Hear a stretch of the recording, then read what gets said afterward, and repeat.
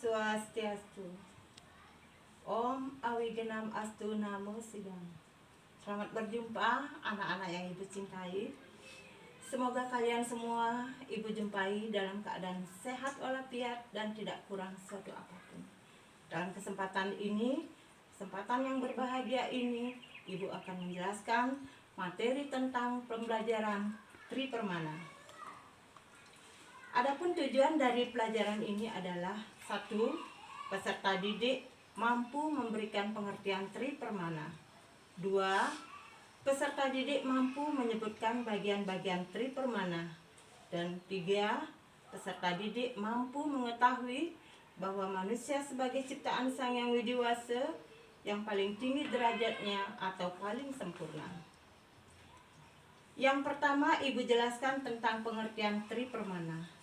Kata Tripermana berasal dari bahasa Sanskerta, yaitu dari kata tri dan pramana. Tri yang artinya 3 dan pramana artinya kekuatan.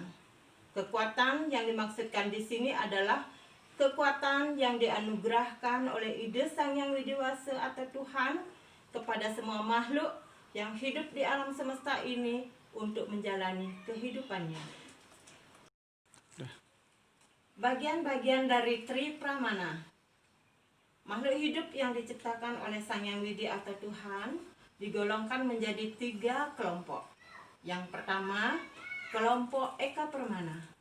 Kelompok Eka Pramana adalah makhluk hidup yang dianugerahi oleh ide Sang Yang Widi Wasa hanya memiliki satu kekuatan saja yang disebut dengan bayu. Bayu sama artinya dengan roh atau tenaga. Tumbuhan hanya bisa bertumbuh dan berkembang biak, ia tidak bisa bergerak. Makhluk tumbuh-tumbuhan juga disebut dengan stawara. Hidup tidak berpindah-pindah. Tumbuhan dapat digolongkan menjadi beberapa, yaitu yang tergolong stawara adalah sebagai berikut. Trana adalah bangsa rumput-rumputan. Lata adalah bangsa tumbuhan menjalar. Taru adalah bangsa semak dan pepohonan. Gulma adalah bangsa pohon yang bagian luar berkayu dan bagian dalamnya berongga atau kosong. Cenggama adalah bangsa tumbuhan yang hidup menempel pada tumbuhan lain. Kedua, kelompok Dwi Pramana. Kelompok Dwi Pramana adalah makhluk hidup yang dalam hidupnya memiliki 2 kekuatan, yaitu sabda dan bayu. Sabda artinya suara, bayu artinya tenaga. Makhluk hidup ini tergolong jenis binatang yang bisa bersuara dan bisa bergerak. Makhluk hidup ini juga disebut dengan satwa atau sato. Makhluk yang tergolong satwa atau sato antara lain Swadaya adalah bangsa binatang yang bersel satu. Andaya adalah bangsa binatang yang bertelur, baik yang hidup di darat ataupun di laut. Yang hidup di darat contohnya ayam, bebek, jenis-jenis burung, dan sebagainya. Contoh yang hidup di laut dan bertelur, jenis-jenis ikan, ada ikan hiu, ikan paus, ikan yang dipelihara oleh manusia, dan ikan-ikan yang biasa dimakan oleh manusia untuk memenuhi kebutuhan hidupnya.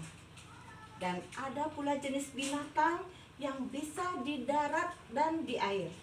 Hidupnya seperti contoh katak dan buaya.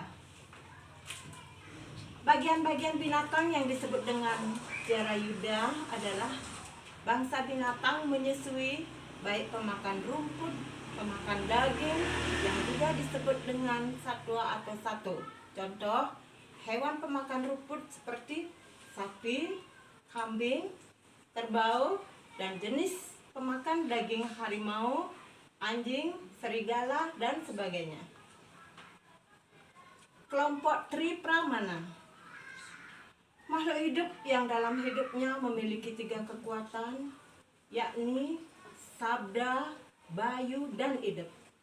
Sabda artinya suara, bayu yang artinya tenaga, dan idep artinya pikiran. Kelebihan dari manusia adalah terletak pada pikirannya atau pada hidupnya. Makhluk hidup ini dinamakan manusia. Manusia merupakan makhluk yang paling sempurna karena memiliki unsur-unsur yang lebih dari makhluk lainnya, seperti sabda, bayu, dan hidup. Ketiga kekuatan ini adalah sebagai berikut. Dari unsur sabda, yaitu unsur suara yang dapat berbicara. Dari unsur bayu, yaitu unsur tenaga yang bisa bergerak. Dari unsur hidup, yaitu unsur pikiran yang melakukan sesuatu dan dapat berbuat sesuatu. Manusia diklasifikasikan sebagai berikut. Nara Merga adalah manusia yang memiliki pola pikir seperti manusia biasa, namun salah satu dari bagian tubuhnya masih kurang sempurna, masih seperti binatang. Misalnya sifatnya, manusia yang masih mempunyai sifat kebinatangan, suka berkelahi, suka berebut makanan, dan saling bermusuhan. Kemudian disebut Wamana, adalah manusia yang postur tubuhnya kecil, dari manusia biasa seperti manusia cebol atau manusia kerdil. Jatma manusia adalah manusia yang digolongkan sempurna, tidak pendek dan tidak terlalu tinggi.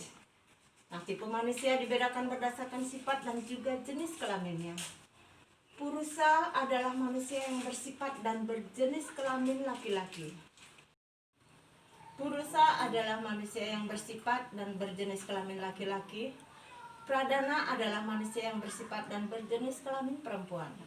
Manusia banci adalah manusia yang berjenis kelamin laki-laki, tetapi bersifat seperti perempuan. Dan begitu juga sebaliknya. Selanjutnya Ibu jelaskan contoh-contoh dari Tri Pramana.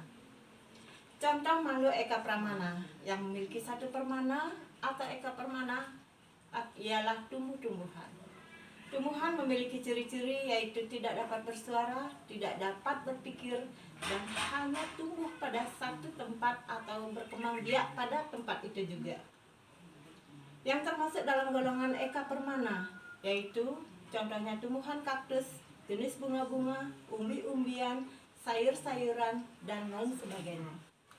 Contoh makhluk Dwi Permana. Kita semua mengenal berbagai jenis binatang.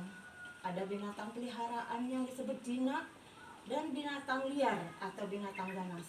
Semua binatang dapat tumbuh dan bersuara dan juga bisa bergerak.